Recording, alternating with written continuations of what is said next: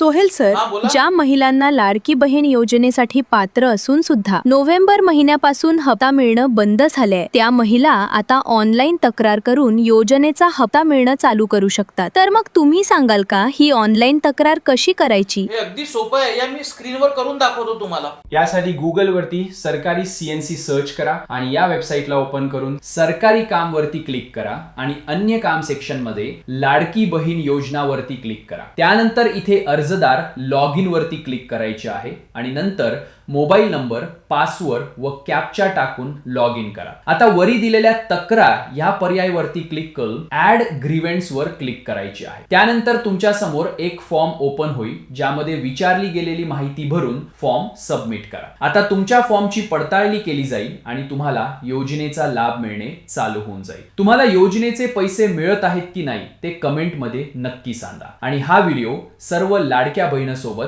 नक्की शेअर करा.